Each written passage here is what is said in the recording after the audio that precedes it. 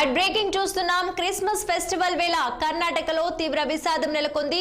హురియూర్లోని గోర్లట్టు వద్ద ఓ private travels బస్సును వెనక నుండి లారీ ఢీకొట్టింది. దాంతో బస్సులో మంటలు చెలరేగి 17 మంది సజీవ దహనమయ్యారు. ఘటనలో ట్రావెల్స్ బస్సు పూర్తిగా కాలిబూడిదైంది. ట్రావెల్స్ బస్సు బెంగళూరు నుండి శివమొగ్గ వెళుతుండగా ఉదయం 3 గంటల ప్రాంతంలో ఈ ఘటన చోటు చేసుకుంది. లారీ డ్రైవర్ నిద్రమత్తులో వాహనం నడుపుతుండటం వల్లే ప్రమాదం జరిగిందని అనుమానిస్తున్నారు.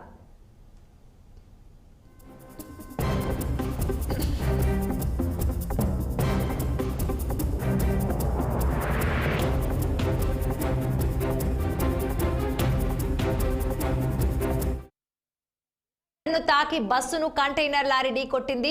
ఘటనలో లారీ డ్రైవర్ చనిపోయాడు. ప్రమాద సమయంలో బస్సులో 32 మంది ఉన్నారు.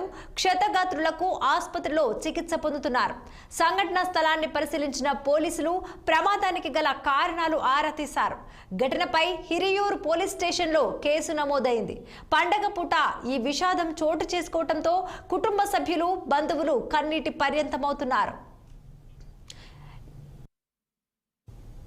ఈ అంశానికి సంబంధించి మరింత సమాచారం అందించేందుకు మా senior correspondent Mahender Reddy phone line లో సిద్ధంగా ఉన్నారు.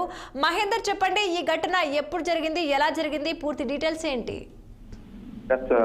కర్ణాటకలో తీవ్ర విషాదం చోటు చేసుకుంది. నాడు తెల్లవారుజామున 3 గంటల సుమారు ప్రాంతంలో బెంగళూరు నుంచి గోకర్ణకు వెళ్తున్నటువంటి ప్రైవేట్ ట్రావెల్ బస్సును లారీ ఢీకొనడంతో బస్సులో అకస్మాత్తుగా మంటలు చెలరేగాని క్షణాల్లో ఆ బస్సు పూర్తిగా కాలిపోవడంతో అందులోని దాదాపు 17 మంది సజీవ దహనం అయినట్లయితే ఇప్పుడు ప్రస్తుతం తెలుస్తుంది. అధికారికంగా ప్రకటించారు. మరి హరియూర్ సమీపంలో ఈ ఘటన జరిగింది. ప్రమాద స్థలంలో సుమారు మొత్తం 32 మంది ప్రయాణికులు బస్సులో ప్రయాణిస్తున్నట్లయితే తెలుస్తుంది. వాహనదారులు ఇచ్చిన సమాచారంతో రెస్క్యూ టీం సంఘటనా స్థలానికి చేరుకుని సహాయక చర్యలు చేపట్టారు. క్షతగాత్రులు దగ్గరలో ఉన్నటువంటి ఆసుపత్రికి కూడా తరలిస్తున్నారు. అయితే ఈ రోజు కుటుంబ సభ్యులు, బంధువులు మొత్తం దాంతో కన్నీటి పర్యంతం అయితే అయిన పరిస్థితి కనిపించింది. మరి ఈ ఘటన గల లారీ ఢీకొట్టమైందా లేకపోతే ఇంకేమైనా కారణమా? 3 గంటల ప్రాంతం రోజు కాబట్టి డ్రైవర్ నిద్ర లేని సమస్య ఏదైనా అది కారణం ఏదైనా దానిపైన పోలీసులు విచారణ వ్యక్తం చేస్తున్నారు. బెంగళూరు నుంచి గోకర్ణకు వెళ్తున్నటువంటి బస్సును ఇలా ఢీకొట్టారు. లారీ డ్రైవర్ తో సహా లారీ డ్రైవర్ కూడా మృతి చెందడం జరిగింది. మరి దీంట్లో మరో 13 మందికి తీవ్ర గాయాలైతే అయినట్టుగా కూడా తెలుస్తుంది. ఈ ఘటనపై ఇప్పటికే ప్రధానమంత్రి మోదీతో సహా దిగ్భ్రాంతి వ్యక్తం చేయడం జరిగింది. బాధిత కుటుంబాలకు ఎక్స్గ్రేషియా కూడా ప్రకటించారు. బెంగళూరు నుంచి కొకర్ణ వెళ్తున్న ఈ బస్సులో 20 మంది అక్కడ మృతి చెందడంతో మరి ప్రధానమంత్రి అయితే ఇంటి స్పందించడం జరిగింది.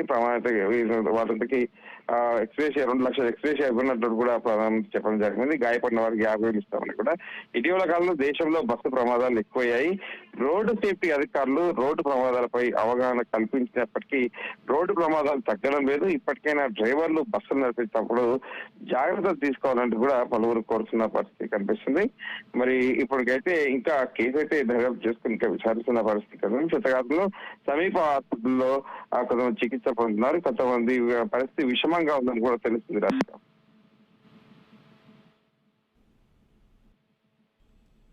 Right, thanks for the updates Mahender.